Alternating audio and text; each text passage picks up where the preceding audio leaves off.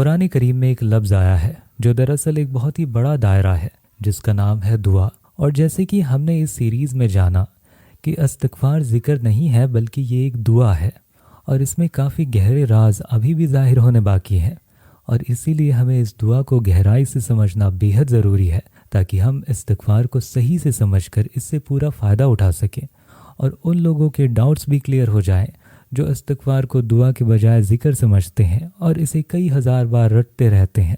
تو اللہ فرماتا ہے، اور تمہارے رب نے فرمایا مجھ سے دعا کرو میں قبول کروں گا، بے شک وہ لوگ جو میری عبادت سے تکبر کرتے ہیں وہ ذلیل ہو کر جہنم میں داخل ہوں گے۔ تو اللہ نے آپ کے لیے ساری عبادت کو سمرائز کر دیا۔ اللہ تعالیٰ فرماتا ہے، اور میں نے جن اور انسانوں کو پیدا نہیں کیا مگر میری عبادت کے لیے۔ کس لفظ میں؟ دعا میں۔ ادعونی، مجھ سے دعا کرو۔ تو دعا کیا ہے؟ کیا دعا ذکر ہے؟ نہیں، دعا اپنے آپ میں ایک الگ کیٹیگری ہے، یعنی یہ کیٹیگریز اصناف کے ورڈز ہیں۔ یعنی جب میں آپ سے کہوں مثال کے طور پر کہ مدھو مکھی کو انسان میں کلاسیفائی نہیں کیا جاتا، اسے ایک پرکار کا انسان نہیں مانا جاتا، اس کو چھوٹے پرندوں یا کیڑے مکوڑوں انسیکٹس کی کیٹیگری میں رکھا جاتا ہے۔ اور مچھلیاں یہ ایک دوسری کیٹیگری ہیں، یہ ڈائیورس کیٹیگری ہے۔ آپ ان سبھی کو ایک میں مکس نہیں کر سکتے، اس سے معاملہ گڑبڑ ہو جائے گا۔ استغفار کا بیس یا وہ سرکل جس میں یہ آتا ہے اس کا نام دعا کا سرکل ہے۔ چلیے آئے دیکھتے ہیں کہ انبیاء کیسے استغفار کرتے تھے، تاکہ آپ کو پتہ چلے کہ انہوں نے جو کیا ہے اس کا اصل نام کیا ہے، اس سے پہلے کہ ہم اس کا نام استغفار پڑھیں۔ سیدنا موسیٰ علیہ السلام مثال کے طور پر ایک ایسی سچویشن میں تھے جہاں دو لوگوں کے بیچ جھگڑا چل رہا تھا، تو انہوں نے ایک آدمی کو مکہ مارا اور وہ اسی جگہ مر گیا۔ انہوں نے کیا کیا؟ انہوں نے ایک غلطی اس وقت کی، ایک آدمی کو غلطی سے مار دیا۔ اور اس کیس میں، اس سچویشن میں اس پرابلم کو کیسے سالو کیا جائے گا؟ آپ خود مجھے جواب دیں۔ ہمیشہ جب کوئی چیز آپ کے لیے مشکل ہو جاتی ہے تو آپ کے پاس دعا کے علاوہ کوئی بھی چارہ نہیں بچتا، کیونکہ یہاں ذکر کے اپنے اینگلز ہوتے ہیں، تسبیح کے اپنے اینگلز ہوتے ہیں۔ دعا ان سچویشنز میں ایک پرابلم سالو کرتی ہے۔ تو اس سچویشن میں موسیٰ علیہ السلام نے کیا کہا؟ اب آپ بریکٹس کھولو، رب انی ظلمت نفسی فاغفر لی، اے میرے رب بخش، میں نے اپنی جان پر ظلم کیا، پاس مجھے بخش دے۔ انہوں نے ابھی کیا کیا؟ دعا کی۔ اللہ فرماتا ہے فغفر لہ، تو اللہ نے اسے بخش دیا۔ بے شک وہ بڑا بخشنے والا اور نہایت رحم والا ہے۔ تو استغفار کیا ہے؟ یہ دعا کی ایک ایسی قسم ہے جو خاص طور پر مغفرت، معافی مانگنے کے لیے ہے، اور بس اتنی سی ہی بات ہے۔ تو کوئی بھی دعا جس میں آپ اللہ سے دعا کرتے ہیں کہ وہ آپ کو بخش دے، آپ نے استغفار کا پروسیس کر لیا۔ تو استغفار کا را میٹیریل دراصل دعا ہی ہے، کیونکہ دعا ایک بڑا سرکل ہے، اور اگر ہم اسے ڈیوائیڈ کریں، اگر ہم اس بڑے سرکل میں داخل ہوں جس کا نام دعا ہے، تو ہم دیکھیں گے کہ اس کے ایک کارنر میں، ایک حصے میں دعا جس کا نام استغفار ہے، اور ایک دوسرے حصے کا نام استعانہ ہے، معافی مانگنا ہے، یعنی یا رب میری مدد کر۔ تو یہ کیا ہے؟ استعانہ دراصل ایک بیس ہے، یعنی دعا کے بیس پر ٹکی ہوئی ہے یہ، اور استسام یعنی پناہ پکڑنا، یا رب مجھے بچا لے اور میرا ہاتھ پکڑ لے، یہ استسام کہلاتا ہے، اور یہ ایک را مٹیریل پر بیسڈ ہے، یعنی جیسے دعا وہ را کپڑا ہے، کپڑا جس سے آپ یا تو ایک شرٹ بناتے ہو یا پینٹ بناتے ہو یا جیکٹ بناتے ہو، آپ اس سے کوئی اسپیسیفک چیز بناتے ہیں، اور آخر میں کپڑا، اس کپڑے کی کوالٹی کا نام دعا ہے، اور اس سے استغفار بنایا گیا، اور اس سے بنایا گیا استعانہ، اور اس سے استسام بھی بنایا گیا، اور اس سے استعاذہ بھی بنایا گیا، یعنی پناہ مانگنا۔ جب آپ کہتے ہیں کہ ربی اعوذ بک من ہمازۃ الشیاطین، اے میرے رب میں شیطانوں کے وسوسوں سے تیری پناہ مانگتا ہوں، آپ یہاں کیا کر رہے ہیں؟ آپ اللہ کی پناہ مانگ رہے ہیں، استعاذہ کر رہے ہیں، اور آپ کیا کر رہے ہیں؟ آپ دعا کر رہے ہیں۔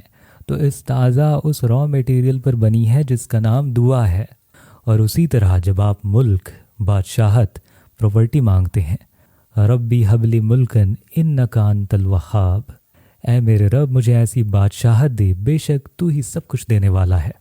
تو آپ یہاں کیا کر رہے ہو؟ آپ دعا مانگ رہے ہو، اور دعا ایک را میٹیریل ہے، اور آپ رحمت بھی مانگتے ہو، اور کوئی بھی مدد جو آپ اللہ سے مانگتے ہو اسے دعا کہا جاتا ہے۔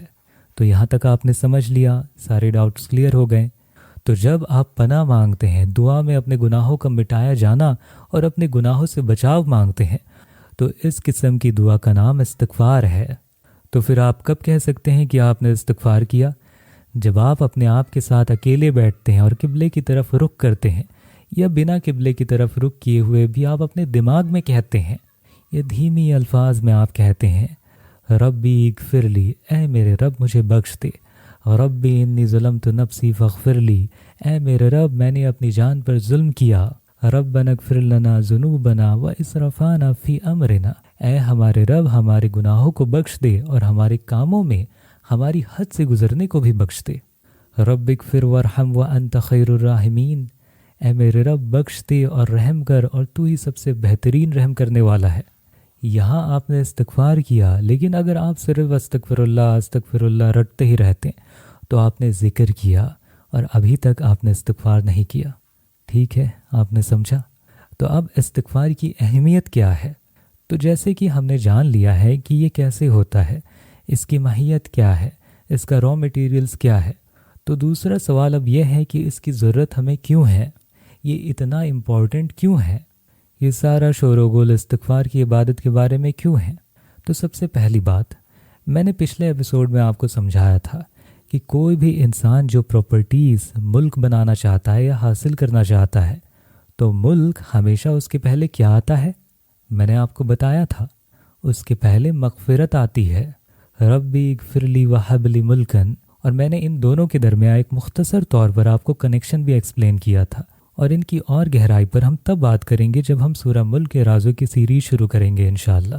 تو آپ سوچو میرے ساتھ، وہ استغفار جو آپ کو املاک، پراپرٹیز تک لے جائے، آپ کو دولت، مال تک لے جائے، اس کی ایک اکنامک ریپیوٹیشن نوح علیہ السلام کے دور سے ہے، لیکن افسوس کوئی بھی اس سے فائدہ نہیں اٹھاتا۔ کیا آپ کو یاد ہے وہ واقعہ جو میں نے آپ کو اس سیریز کی پہلی ایپیسوڈ میں بتایا تھا؟ سیدنا نوح علیہ السلام نے اپنی قوم سے کیا کہا تھا؟ استغفروا ربکم انہ کان غفارا، اپنے رب سے معافی مانگو، بے شک وہ بڑا بخشنے والا ہے۔ اس کا مطلب کیا ہے؟ ہسٹری میں پہلا گفٹ، پہلا تحفہ جو انسانیت کو ملا، زمین کی سب سے پہلی قوم کو، اس کو اس تنگی کی زندگی، لیونگ ہارڈ شپ سے نکالنے کے لیے جس میں وہ جی رہے تھے، وہ استغفار کا گفٹ تھا۔ آپ جانتے ہیں نوح علیہ السلام اپنی قوم سے استغفار کی عبادت کیوں مانگ رہے تھے؟